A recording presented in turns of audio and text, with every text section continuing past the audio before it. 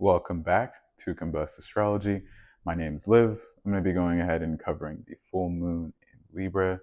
Let's go ahead and get into it. So, what do we have on the chart for this lunation? We have the sun and Chiron and moon having that full moon situation.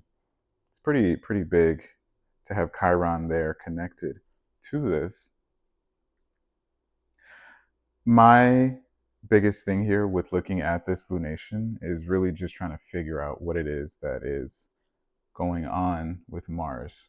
I think that Mars and also, sorry, I have some very calm music playing in my ear.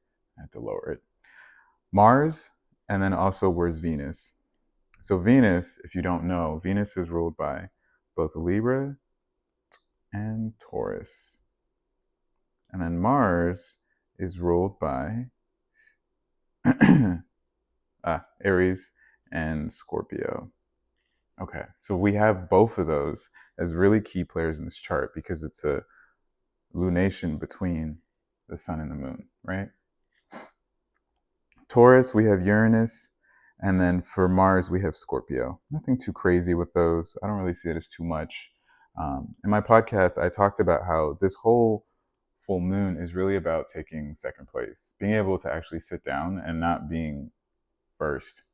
I think that because Chiron is conjunct the sun at this point in time, it's like a wound. You're like, okay, but I really, and then it's like, relax, right? You really, and then the whole lunation is saying, calm down. You know, you don't have to be first in line. You can be second. You're still there. You're not 10th. You've done everything you could, and you're going to get there. And so I feel like that lunation is just like, hey, relax. You know, not everything's perfect, and it'll be okay for you.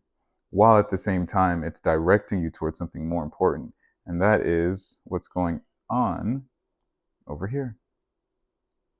Venus, Mercury, North Node, and Saturn all together here in these placements are like, okay, but now that you've been hustling, now that you've been grinding, and we have set an intention during the new moon when it was in Aries, you know, what you wanted. But if you recall, when that timeline was happening, you really couldn't afford to actually go out of your way and do all these things because that part of the cycle, what did I just do?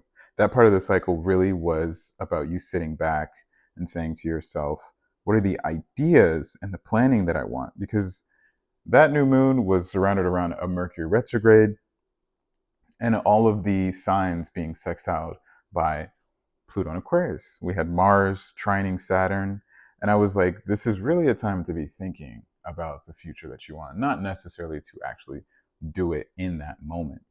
So now, as we are clearly out of that and we're moving towards a much better future with this full moon, it's like, yeah, you do want to definitely be moving, especially as we get to the 15th and we're done with Mercury retrograde officially. But like, what about the self-care? What about the taking time to yourself? What about looking at where it is that you can feel happy? You know, and that's where I think second place is important because second place means you still did your best and you're happy. Like you still did your best. We live in a society that actually encourages first place or bust. And not everyone's going to win, unfortunately. I feel like you do a good job if you aim for first place and you get in top 5. That's reasonable. It's not that you have to be number 1, but you got into top 5.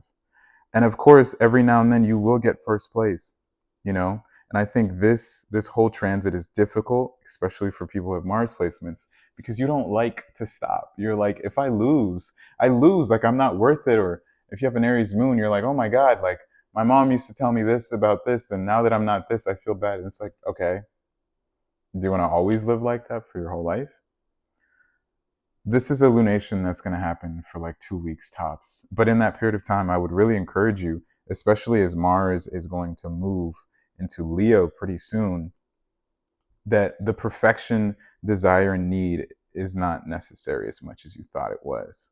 It's like the same way Pluto is no longer in Capricorn. Like you really don't have to make things about that capitalistic nature of where you have to be like a specific set of materialism, right? Like you don't have to do that anymore.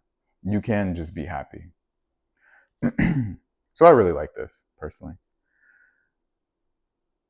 Something else that I want to talk about in this full moon is how it is that Pluto is sitting here.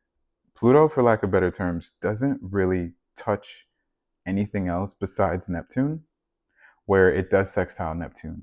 And as you've been getting more and more apparent with Neptune in your chart, you're being asked to lead and to go forward and to push. That's clearly obvious. But for a period of time, these two are getting to know each other. Like your need to fit into the collective and also be your own individual is like the Pluto and Aquarius versus the Neptune and Aries as you're getting really entrenched in your spiritual faith.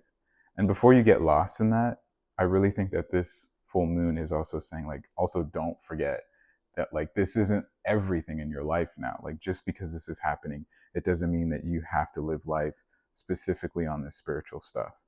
Like, you can actually go back and be a normal person on your day to day. Like, it's okay. You don't always have to talk about ascension and Akashic records and alchemy 24/7. You could just be a regular guy talking about some sports cars or regular girl talking about your favorite TV show while you're getting your nails done. Like, that's okay.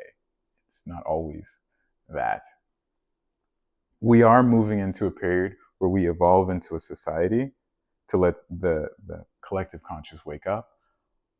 But that's going to take decades. If you burn out now, and I think that's why we really need Saturn to come in to Aries and kind of sit here and let people kind of sit and take their pace with it.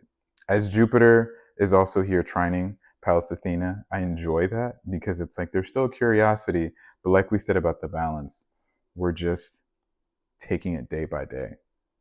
And I don't know about you guys, but I'm happy that we will soon very much be done with this retrograde. It was definitely one for the books, I will definitely say.